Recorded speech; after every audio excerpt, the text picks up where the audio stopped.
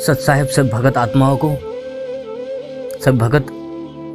को सत्साहेब और परमपिता परमेश्वर की दया से आप सभी चंगे भले होंगे। दोस्तों, आज हम बात करेंगे कि संत रामपाल महाराज जी को अगर जेल से ना छोड़ा जाए, उनको मुक्त ना किया जाए तो क्या होगा, और वही होगा जो भयंकर होगा इंसान के लिए, उसे झेल पाना हिसार के लिए और दिल्ली वालों के लिए सहज नहीं होगा। अगर संत रामपाल महाराज जी को जेल से बाहर नहीं निकालेंगे तो भयंकर तूफानों का, भयंकर विपदाओं का, संकटों का सामना भारत को करना पड़ेगा। भारत देश के ऊपर एक भयंकर खतरा आने वाला है, लेकिन क्योंकि ये संत की भूमि है और इस भूमि में पावन पवित्र अवतार पीर पैगंबर का देश है ये। यहाँ पर अनेकों अवतार, अनेकों वो आत्माएं, पुण्य आत्माएं आती हैं जो परमात्मा का संदेश सुनाने के लिए, जगत का कल्याण करने के लिए आती है। और वो चाहते हैं कि जगत का कल्याण हो, लेकिन जगत के कल्याण के लिए रूढ़ा उत्पन्न करने वाली कोई बुरी शक्ति, कोई शैतानी ताकत होती है जो इनका प्रचार और प्रसार बंद करवाने के चक्रों में होते हैं, बंद करने पर तुले हुए होते हैं, क्योंकि वो जानते नहीं है कि उनके साथ क्या होने वाला है। यदि हमने किसी का बुरा किया है तो उसका फल तो हमें भोगना ही पड़ेगा, लेकिन एक परम संत के ऊपर जिसको परमात्मा ने आदेश दिया हो, जिसके ऊपर परमेश्वर का आशीर्वाद हो और वो जगत का तारणहार हो, मुक्तिदाता हो, तो ऐसे को अपनी शक्ति और प्रशासन का अधिकार दिखाकर सत्ता का, राजकीय सत्ता का ऐसा दुरुपयोग मैंने कभी नहीं देखा। जिस तरीके से राजकीय सत्ता का दुरुपयोग संत रामपाल महाराज जी के ऊपर किया जा रहा है, वैसा दुरुपयोग किसी भी राष्ट्र ने, किसी भी देश ने किया नहीं होगा किसी के ऊपर। लेकिन ठीक है, इतिहास में ऐसे कई महान पुण्यात्मा हैं जिनको बहुत ही दिक्कतों का सामना करना पड़ा है। कोई वैज्ञानिक है जिन्होंने कुछ अपनी बात रखी तो समाज ने उसको देशद्रोही घोषित कर दिया। तो ऐसे ही नास्त्रादिमस जी भी थे, उनको भी उस देश में उनके ऊपर भी ज्यादती की गई, उनके ऊपर भी जुल्म किया गया है। अर्थात वो सत्य को बोलने वाले, स्पष्ट रूप से बताने वाले व्यक्तित्व वाले इंसान थे। उनका व्यक्तित्व जो था स्पष्ट रूप में सब कुछ वो बताया करते थे, लेकिन लोगों को ये बात पसंद नहीं आती। इसीलिए लोग क्या करते हैं, वो गलत मानते हैं और वो बुरा मान जाते हैं। सत्य की बात कोई भी करता है तो सामने वाला इंसान या समाज, वो धर्म बुरा मान जाता है। अर्थात वो सत्य को, उसको सहने की वो ताकत नहीं होती है और फिर वो बुराइयां करने में लग जाता है, उस संत के ऊपर जुल्म करने में लग जाता है। क्योंकि हिसार वालों ने जो संत रामपाल महाराज जी के साथ जुल्म किया है, संत रामपाल महाराज जी के ऊपर अत्याचार जो किया है, उनके भक्तों के ऊपर, अनुयायी के ऊपर, और आज भी अत्याचार हो रहा है। और आज भी संत रामपाल महाराज जी की सुनवाई कोई ढंग की ना जांच हो रही है और ना ही सुनवाई कोई ले पा रहा है। और यहाँ पर क्या होता है, यहाँ पर ना बहुत गलत व्यवहार होता है। जैसे कि यहाँ पर ये हमारे देश की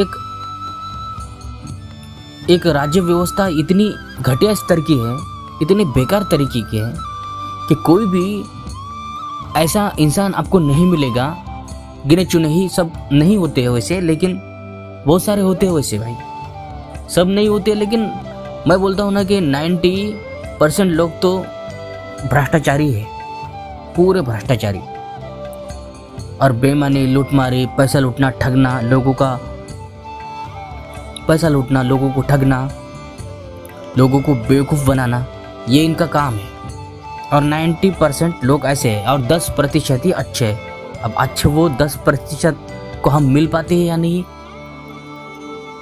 क्योंकि जिन लोगों से हम लोग मिले हैं वो तो बस ऐसे ही भ्रष्टाचारी ही निकले हैं। कोई गिना चुना ही ऐसे कुछ वकील रहे, कुछ जज रहे जो अच्छे थे, लेकिन उनकी किसी ने बात नहीं मानी।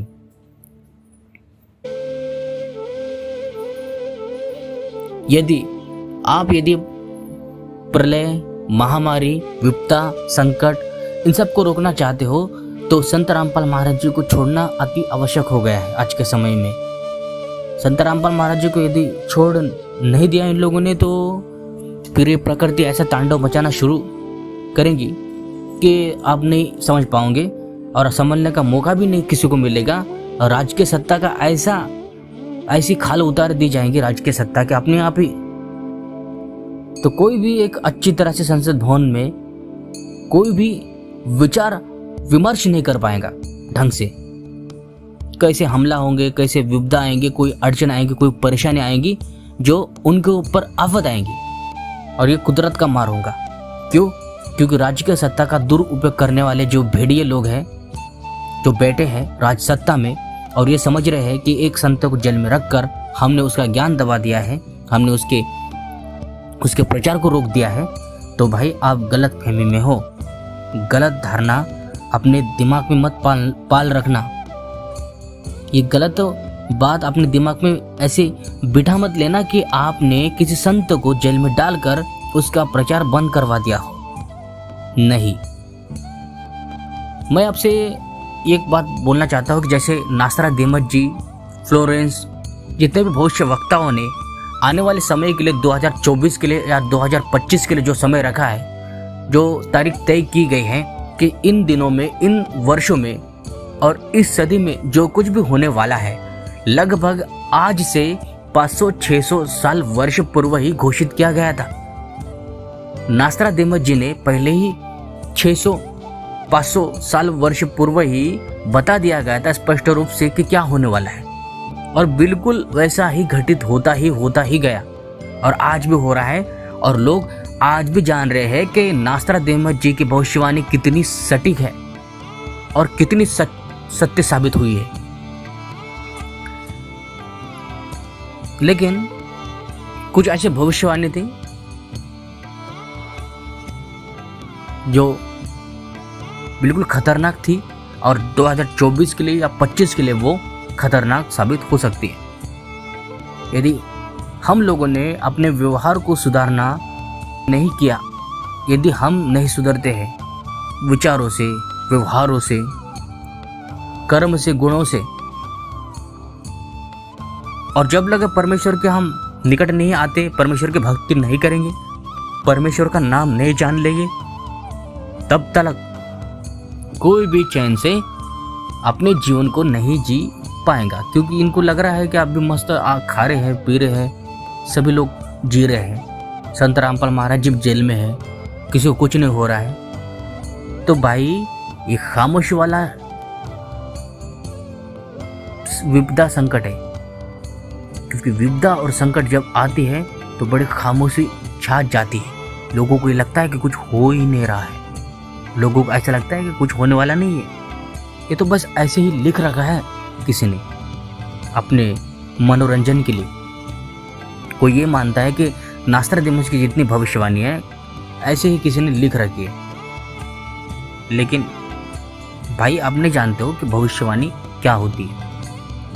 भविष्यवाणी की पावर्स जिन लोगों को मिली हुई है वरदान के रूप में, वही जानते हैं। और उनके जो निकटतम जो लोग हैं, जिन्होंने अपने आंखों से देखा है घटित होते हुए हर एक बातों को, सच्चाई को, वो लोग मानते हैं। लेकिन आप लोग जो हो वो नहीं मान रहे। हिसार के जो लोग हैं, दिल्ली के जो लोग हैं, उनको ये समझना चाहिए कि क्या कदम हमें आज के इस वक्त में उठाने चाहिए, कैसे कानूनी व्यवस्था को ठीक से हाथ में लेना चाहिए और ठीक से सीबीआई जांच करके एक संत को न्याय दिलाना चाहिए। इसके बारे में उनको विचार करना ही चाहिए। ये देश के विकास के बारे में विचार करते हैं। देश का विकास अभी तक नहीं हो पाया है। बताओ ना मेरे को, किस चीज़ से विकास हुआ देश का? क्या देश में ऐसा हुआ बड़ा जो देश का विकास माना जाए? कुछ हुआ है? कुछ नहीं हुआ है। केवल भ्रष्टाचारी है, केवल भ्रष्टाचार ही है।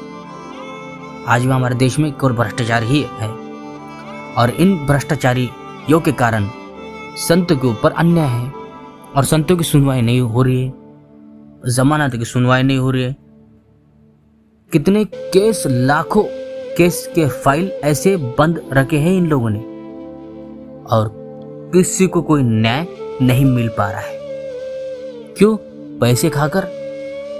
पैसे खाकर बोलती बंद। हर इंसान हमारे देश में पैसे खाने वाला है। पुलिस प्रशासन, राजनेता, मंत्री, बड़े बड़े अधिकारी, ये सब पैसे खाने वाले। ये देश का विकास नहीं, देश की घटी करने वाले लोग हैं।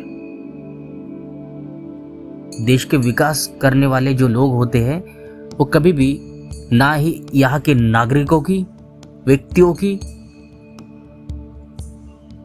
घटी करने में लगे होते हैं, वो तो देश का विकास करने में लगे होते हैं। और देश के विकास में ये भी होता है कि नागरिकों की, हर एक व्यक्ति की बात सुनी जाए, महत्व दिया जाए। जो बोलना चाहते हैं, आवाज उठाना चाहते हैं न्याय के खिलाफ, सुप्रीम कोर्ट के तरफ से जो भी फैसला अभी तक आया है,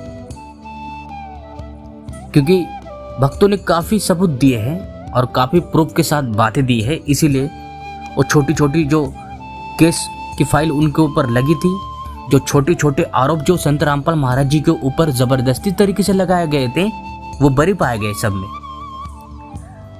इन लोगों ने छोटे से लेकर बड़ों तक का भी झूठा आरोप संत रामपाल महाराज जी को ऊपर लगा दिया, ठोप दिया जबरदस्ती से वो आरोप लगा दिया उनके ऊपर। लेकिन ये बात भी जरूरी है कि संत रामपाल महाराज जी यदि बाहर नहीं आए तो देश की हालत बहुत बेकार होने वाली है। याद रखना इस चीज को।